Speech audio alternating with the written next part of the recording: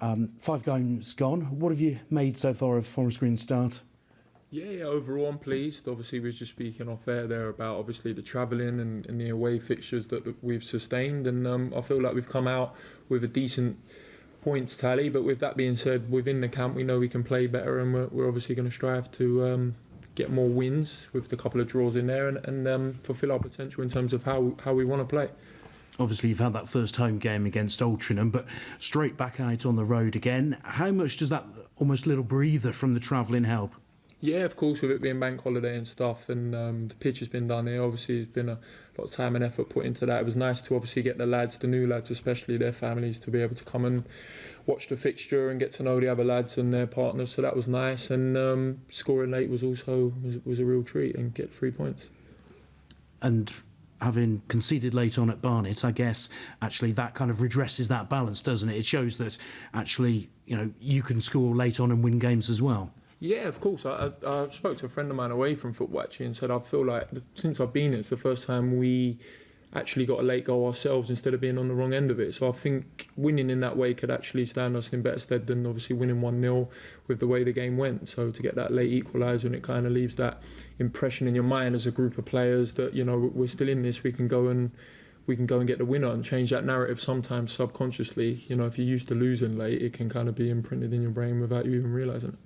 And I guess that's one of a number of things that have needed to be turned around probably since the gaffer came in, and certainly this season as well, in terms of just changing the direction of everything here.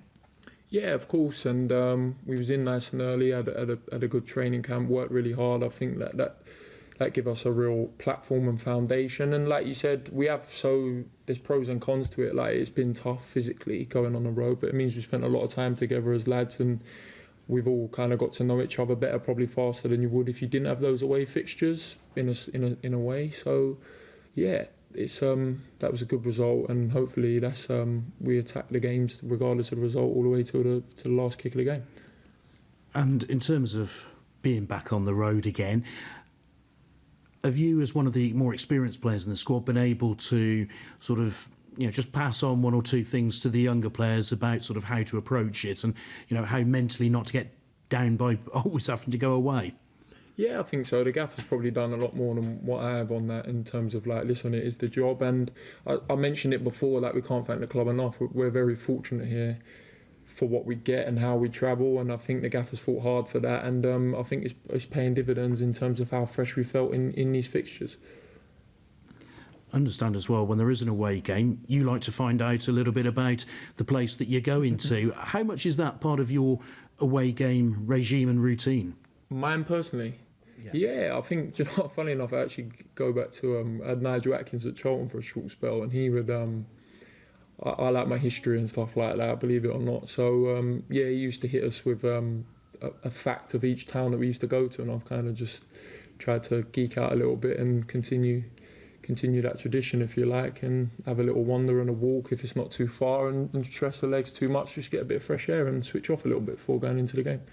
And do you hit the lads with a fact about where you're playing? I do, but I don't think they're listening. I tend to just bounce it off them, and talk to myself probably. In terms of the lads who've come in, obviously, there's changes at the back. Ben Tozer, an experienced presence, for instance, alongside you. How do you feel that those partnerships are gelling?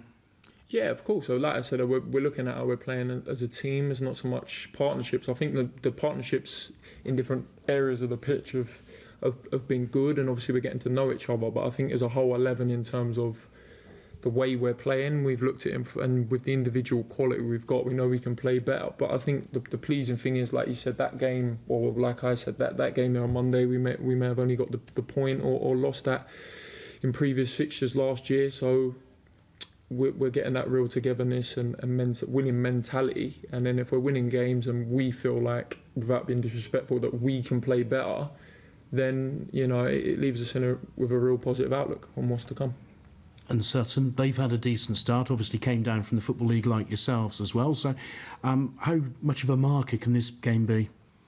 Yeah, of course, that's one way of looking at it. I think, even in the 5 games I've played, like, no matter what level the teams come from, every team poses a threat in different ways. Most teams are good with the ball, but we know Sutton very well. Obviously, they came down with us. We lost we beat them at their place and lost here. So it was pretty even match-up last year. So they'll be fighting for promotion like ourselves. So we really want to put our stall out and put together the performance and get the 3 points, most importantly.